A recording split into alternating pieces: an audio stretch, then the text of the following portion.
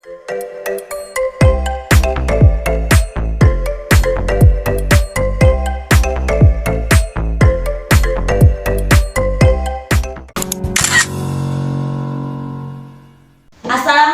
warahmatullahi wabarakatuh. Halo teman-teman, selamat pagi, siang, dan sore. Selamat datang di podcast Ngobrol Bareng Wildan. Nah, kali ini aku Nurul Wildan Uliana Putri sebagai host dalam podcast kali ini yang akan membahas mengenai topik yang sangat menarik, yaitu pendidikan di era digital. Narasumber kita kali ini adalah Ibu Iis Nurgina Heri Fitria SPD. Nah, untuk lebih lanjutnya, kita akan ngobrol langsung bersama beliau. Let's go! Selamat sore, Bu. Ya, selamat sore. Ibu Iis Nurgina Heri Fitria. Iya. Saya boleh panggil apa nih, Bu? Saya biasanya dipanggil Gina aja. Ibu Gina ya, guys. Iya. Ibu Gina. Nah, Ibu Gina nih, kan Ibu seorang guru. Ibu menjadi guru di sekolah dasar itu Ya. sudah berapa lama? Saya menjadi guru sebenarnya sudah totalnya mungkin mau 5 tahun ya. Baru juga sih ya, baru. Cuman sebelumnya memang saya tuh ngajarnya pernah mengajar di taman kanak-kanak, di TK juga. Itu selama 1 tahun lebih. Terus lanjut di sekolah dasar karena memang basicnya pendidikannya itu pendidikan guru sekolah dasar. Wah, keren ya, Bu.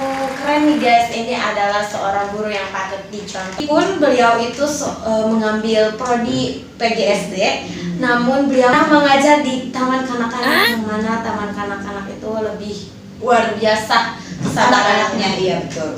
Nah, langsung saja, Bu ya. Sore kali ini kan kita akan membahas topik tentang pendidikan di era digital, yang mana perkembangan teknologi digital kali ini sangat begitu pesat, apalagi terutama di dunia pendidikan. Mahasiswa itu bisa menggunakan teknologinya untuk mencari pengetahuannya tanpa seorang guru.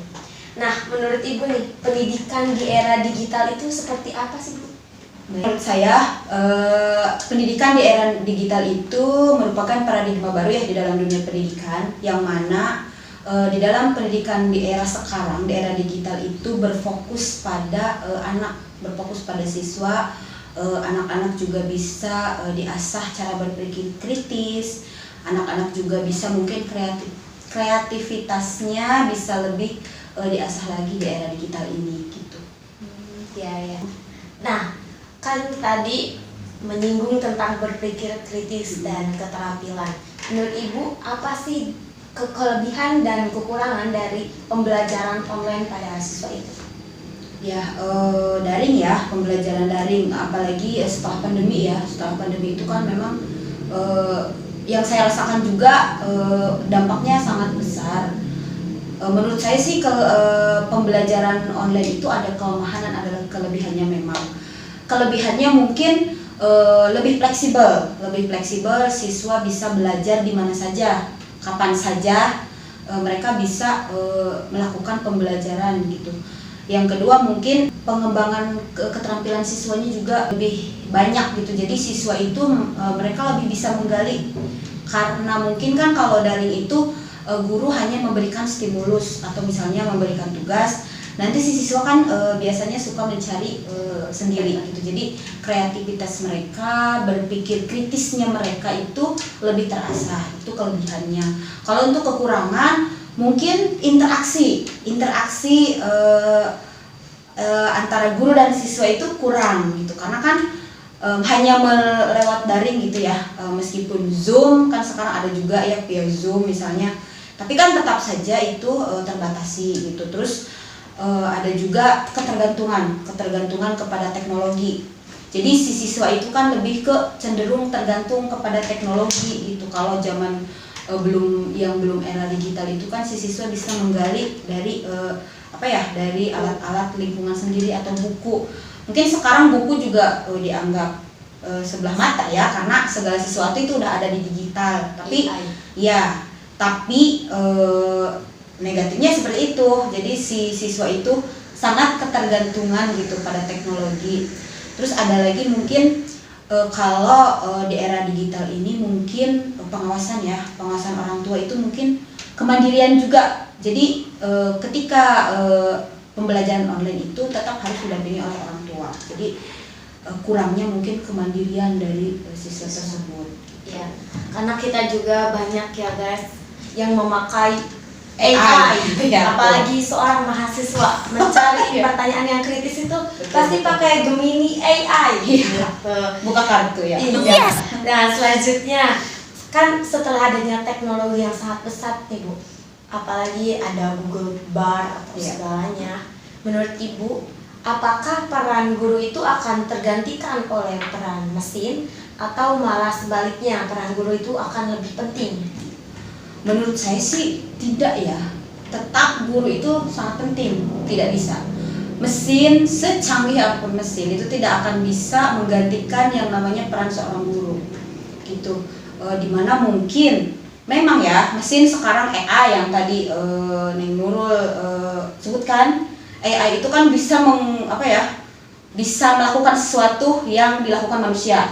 Menilai itu bisa, mengarang apapun, bukan mengarang, maksudnya menjawab apapun dan melakukan apapun bisa. Tetapi ada beberapa hal yang AI tidak bisa lakukan, yaitu mungkin membentuk karakter siswa.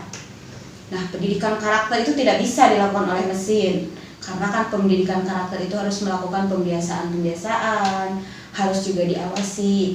Yang mana kalau mesin itu kan kita yang mengoperasikan, sementara kalau guru itu kan beliau yang yang mengoperasikan ya, maksudnya ya. Jadi tetap saja menurut saya justru di sini guru itu malah semakin berperan penting, karena untuk ya sebagai fasilitator itu tadi gitu, untuk membimbing siswa bagaimana mengolah si AI atau si digital itu sendiri gitu menurut saya.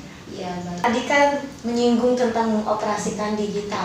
Ya. Bagaimana sih kita seorang guru bisa menanamkan literasi digital yang baik kepada siswa?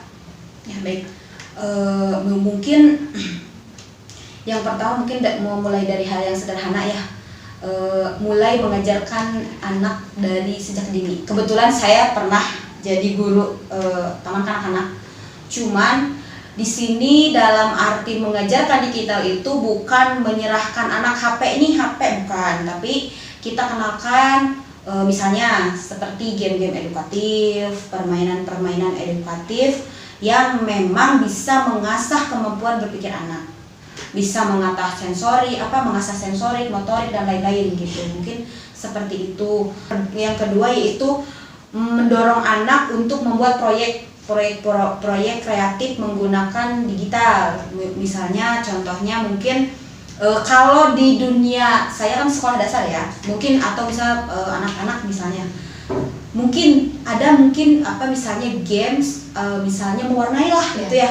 Jadi anak tuh berkreasi sendiri. Jadi kita dorong untuk anak membuat karya supaya mungkin berpikir kritisnya terasah gitu. Terus ada lagi mungkin mengajarkan etika digital. Mengajarkan etika digital itu mungkin ajarkan anak untuk menggunakan internet dengan bijak ya. Jadi bisa mengajarkan bagaimana memanfaatkan digital dengan baik supaya digital itu bermanfaat bagi anak itu sedari dini. Ya, mungkin seperti itu. Baik, itu sangat bagus ya Bu.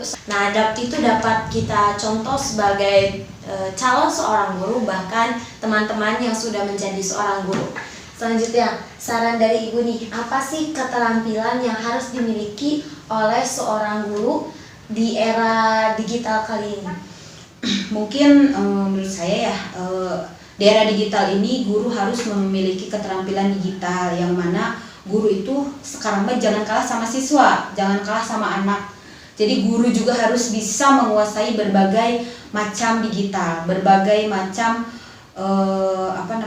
menguasai aplikasi gitu ya. Jadi jangan sampai malah guru yang kalah oleh anak, karena bagaimana kita mau membimbing kalau misalnya kita sendiri tidak menguasainya gitu. Yang kedua mungkin keterampilan pedagogik, yang mana guru itu dengan adanya digital harus bisa memanfaatkan dengan merancang pembelajaran, membuat media pembelajaran yang menarik gitu buat pembelajaran, agar mungkin si siswa tidak jenuh, tidak bosan gitu.